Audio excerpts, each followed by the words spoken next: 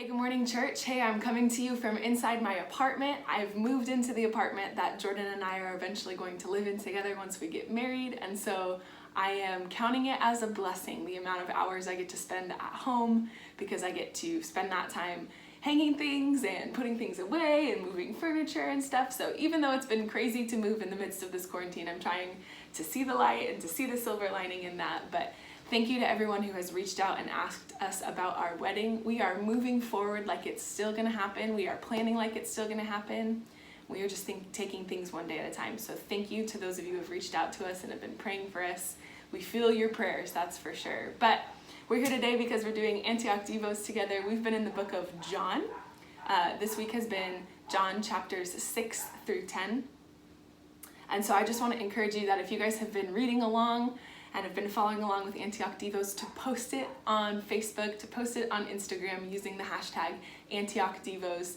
It's so cool to do devotions together because it gives us an opportunity to all read the same thing at the same time but have different insights. I love looking at somebody else and being like, that's what you read out of the same chapter because I went this way and you went this way, and that's so cool. Now it's like I got double out of the same chapter. Or sometimes you're like, oh my goodness, I thought the same thing, and it's just this really cool experience. So post your comments, post your questions, let that dialogue happen. If you're like, I have no idea what's going on in this chapter, like, I love to do devotions together because it allows us to have that communal aspect together. So post them.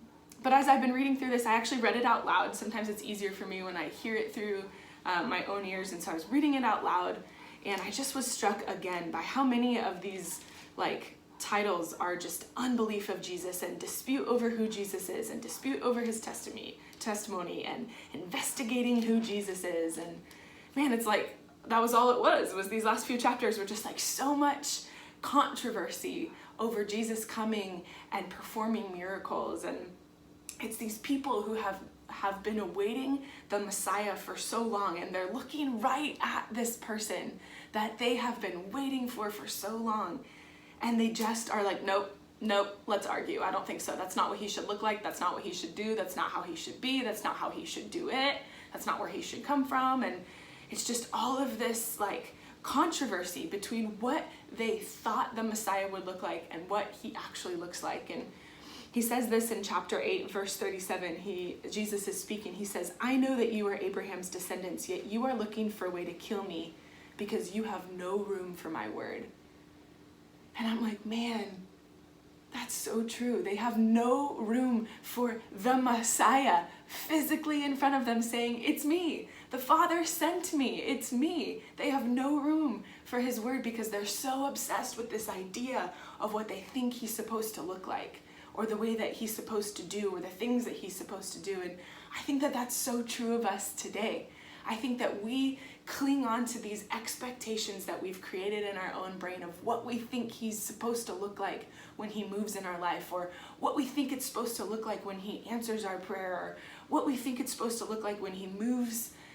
And all of those things, we have this expectation. And so when he's actually moving in our lives, we're like, no, that's not Jesus. That's just coincidence. Or, oh, that's not Jesus. That I don't feel like he's answering any of my prayers. And he is actively at work in our life. But because we have this expectation of what we've desired or what we've assumed it's going to look like when he answers our prayers, or when he speaks to us, or when he moves, we've missed it.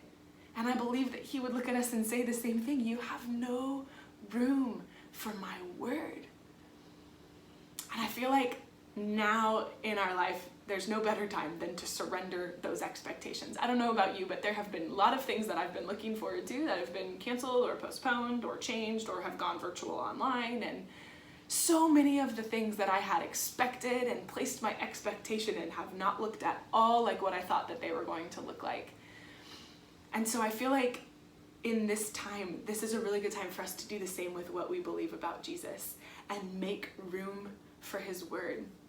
I'll tell you, sometimes when I drive in my car, I'll listen to worship music, and I'll worship and I'll be singing along, but in my head, I'm thinking through 4 different things. What am I gonna have for lunch? And how do I fix that problem at work? And the light is green, and this is the speed limit, and I need to turn left here. And my mouth is doing the thing, but my brain is not engaged at all. And I think that that's the beginning of what it looks like to make room for Jesus in our lives, is that we have to be intentional with the time that we spend with him. It can be really easy to just say like, oh, this is my checklist of things I'm supposed to do. I'm supposed to listen to worship music. I'm supposed to read my Bible. I'm supposed to pray, But our brains can be all the way over here. I'm so worried I don't actually think that thing that I just prayed about is ever going to happen. You know, like we need to be intentional with melding those two things together and surrendering our expectation of what we think it's going to look like and allowing the Lord to speak a word to us. Make room for that word. I don't know about you, but there are times when I've assumed that the answer to a prayer is going to look like X, Y, and Z. And it's not until I'm talking with somebody else who I've confided in or who I've shared with that I'm praying for this thing that they're like, isn't this the answer? Don't you see Jesus in A, B, and C over here? And I'll look at it and I'll say, wow, I guess I have just been sitting here waiting because I thought it was going to look like this. And in reality, it looks like this. And I just feel like that's such a powerful word, especially for where we are right now in the midst of this global pandemic, when, like I said, nothing looks the same, nothing looks like what we expected it to. What does it look like for you to spend intentional time making room for God, making room for his word? I know that I think I know best sometimes. And I'm like, God, if you could just do this, this, and this and make a way for this, things would be great. I don't know why you're not taking notes from me, right? Cue the laugh track, right? Absolutely not. That's not how it works. But I operate like that's exactly how it works. I'm like, come on, God, here's my checklist of how you should be operating and doing things. When instead what I need to do is I need to engage my brain in the car during those times of worship, to be truly worshiping, to allow my soul and my heart to be worshiping. I need to truly engage my brain in my times in the Word, not just to say, yep, I read my Bible this morning, but to say, Lord, what's your word for me today? What can I glean out of this passage that would speak a word to my life today? And you know what? The number one thing on your list might not be the number one thing that he hits, and that's okay. Because when we make room for the Lord, we also make room for him to take control of what we've prioritized, right? So if we said, like, this is the thing, Lord, I need you to speak to, and he's like, no, I'm actually going to speak to this thing. That's a good hint for us to go, okay, this is the number one thing I'm focusing on. But I also just want to encourage you as you continue on in John chapter 10, it talks about God being the good shepherd, and that the good shepherd knows his sheep and his sheep know his voice. And so if you're like, I don't even know how to make intentional space for him to hear him because I can't hear his voice. Do you know how sheep know their shepherd's voice? They spend time with him.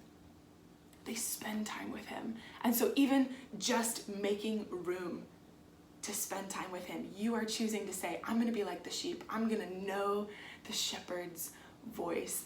And here's what I know to be true is that he guides us and he leads us and he chases after the one that goes missing. He is the good shepherd. And I'm also struck by the fact that all we have to do is ask. If you're sitting there and you're going, I don't know how to hear his voice, all you have to do is ask.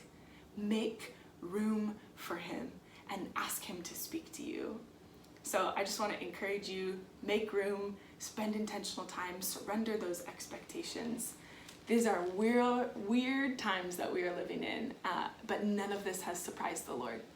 None of this has ruined what he has planned. And so he is for you, and he is with you.